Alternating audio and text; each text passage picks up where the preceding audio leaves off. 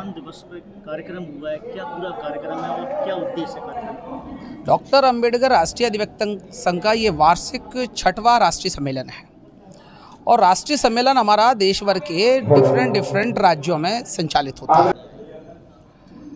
तो हम लोगों ने जो ये कार्यक्रम देश भर में चला रखा है, ये कार्यक्रम केवल सम्मेलन तक सीमित नहीं है, यह संगठन केवल कार्यक्रमों तक सीमित नहीं है, बल्कि देश भर में इस बात के लिए अभियान है कि बहुजन समाज और भारत के समस्त नागरिकों को भारत के संविधान में जो मौलिक अधिकार और जो सारी चीज़ें मिली हैं वो केवल कागज़ में ही नहीं बल्कि धरातल पर उतरनी चाहिए। जिसमें कि एक सबसे बड़ा विषय है कि भारत में की जो न्यायपालिका है, उच्च और उच्चतम न्यायपालिका, वहाँ बहुजन समाज का जो प्रतिनिधित्व है बिल्कुल शून्य है, जो पैनल लॉयर्स हैं वहाँ शून्य है। तो सीधी सी बात है, ये भारत के संविधान का उल्लंघन तो है ही, बल्कि ये भारत के लोकतंत्र का भी उल्लंघन है।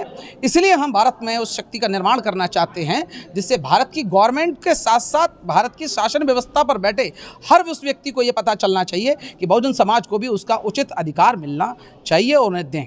जैसे देखा है, आपका जो संगठन है वो एडवोकेटों के लिए है, अधिवक्ताओं के लिए है। एडवोकेटों की सबसे बड़ी एक जो समस्या है वो कॉलेजियम सिस्टम, जिसपे कई लोग बोलते भी हैं, कई लोग खुल के भी नहीं बोल पाते हैं। क्या उसका निष्कर्ष निकलेगा? मैं एक बहुत स्पष्ट रूप से आपके माध्यम से इस देश भर को बताना चाहता हूँ, कॉलेजियम हमारी कोई समस्या नहीं है, ना किसी वकील की समस्या है, ना देश की समस्या है। कॉलेजियम का निर्माण केवल इस बात के लिए किया गया कि वहाँ से राजनीतिक हस्तक्षेप को कम किया जा सके। उस कॉलेजियम में ये बात नहीं कही गई है कि शेड्यूल कास्ट को प्रतिनिधित्व मत दो। उस कॉलेजियम में ये नहीं कहा गया है कि अनुसूचित जनजाति के लोगों को प्रतिनिधित्व मत दो। उस कॉलेजियम में ये नहीं कहा गया है कि अदर बैकवर्ड क्लास के लोगों को प्रतिनिधित्व मत दो। उस कॉलेजियम में ये नहीं कहा गया है कि अल्पसंख्यक को प्रतिनिधित्व मत दो।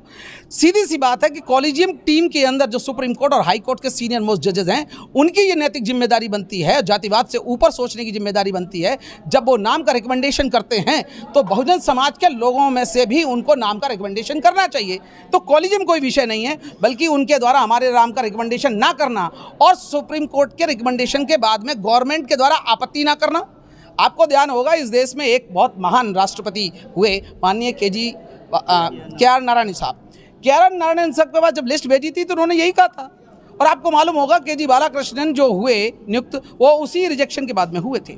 तो सीधी सी बात है, गवर्नमेंट्स को आपत्ति ना करना और सुप्रीम कोर्ट के जजेस और हाई कोर्ट के जजेस द्वारा नाम रिकमेंड ना करना, समस्या ये है, कॉलेजियम समस्या नहीं है। इसके लिए हम लोग लड़ रहे हैं। कॉलेजियम से कोई परेशानी नहीं है। परेशानी केवल मैं इतना ही कहूँगा, आज की तारीख में अगर वो राजनीतिक हस्तक्षेप को रोकने तक अगर है तो हमें उससे कोई आपत्ति नहीं है, लेकिन ऐसा कोई कॉलेजियम या कॉलेजियम की व्यवस्था जो हमारे प्रतिनिधित्व में आड़े आएगी तो निश्चित रूप से जो हमारे मौलिक अधिकारों को हनन करेगा, वो चाहे सिस्टम किसी भी नाम से हो, हम उसका समर्थन नहीं करेंगे, विरोध करेंगे। सुप्रीम कोर्ट में आज बाबा साहब की मूर्ति भी आज स्थापित हुई, क्या कहना चाहते हैं? मैं इसके बारे में भारत के मुख्य न्यायाधीश माननीय डॉक्टर डी.वाई. चंद्रचूड़ साहब को अपने संगठन की ओर से हार्दिक बधाई देना चाहता हूं और उनको इस बात के लिए मैं शुक्रिया कहना चाहता हूं। शायद आज उनको ये बात ज़रूर समझ में आई कि भारत में अगर वास्तविक लॉ का मास्टर और लॉ के रूप में अगर किसी को सम्मान देने योग्य व्यक्ति है तो महान डॉक्टर बाबा साहब अम्बेडकर हैं।